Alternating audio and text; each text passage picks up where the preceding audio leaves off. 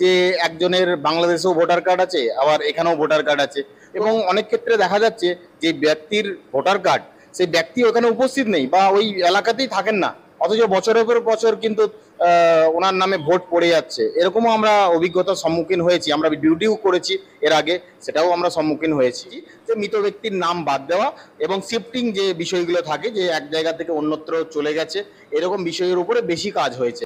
ভুয়ো ভোটার পেলে অবশ্যই বাদ দেব, মুখ্যমন্ত্রীকে চ্যালেঞ্জ ছুড়ে দিয়ে সোশ্যাল মিডিয়ায় পোস্ট করেছেন নির্বাচন কমিশনের বুথ লেভেলের অফিসার চিরঞ্জিত ধীবর।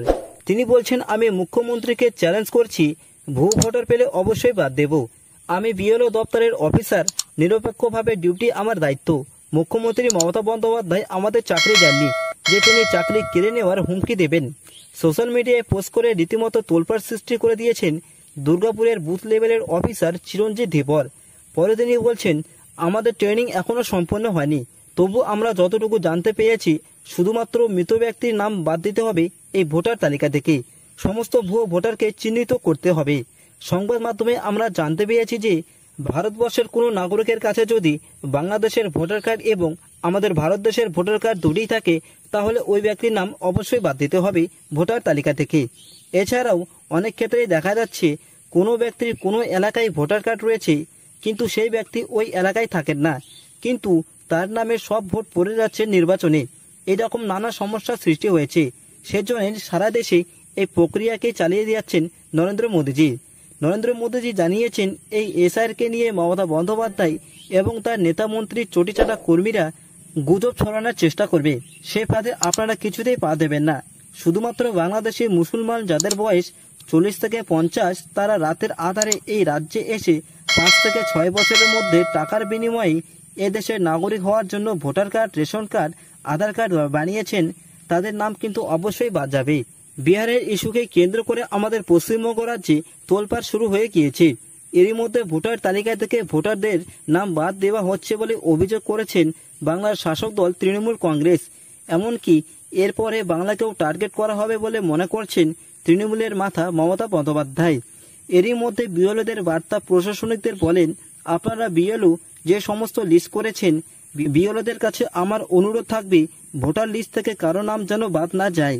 কি বলছেন মমতা বন্দ্যোপাধ্যায়, দেখুন সেই ভিডিওটি।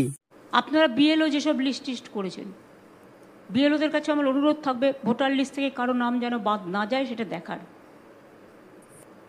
মনে রাখবেন, ইলেকশন কমিশন তার নোটিফিকেশন যখন হবে ডেট অফ ইলেকশন, তখন থেকে এটা ইলেকশন কমিশনের আন্ডারে যায়। তার আগে স্টেট গভর্নমেন্ট, আবার ইলেকশনের পরেও স্টেট গভর্নমেন্ট। একটা প্রচন্ড হুমকি দিয়েছেন, যেটা মনে করছেন বিএলওর অফিসাররা। সরকারি কর্মচারী আপনারা রয়েছেন, সুতরাং আগে পরে সব কিন্তু তৃণমূল কংগ্রেসেরই কর্মচারী, তাই রাস্তাঘাটে ভালো করে থাকবেন বলে হুমকি দিয়েছেন মমতা বন্দ্যোপাধ্যায়।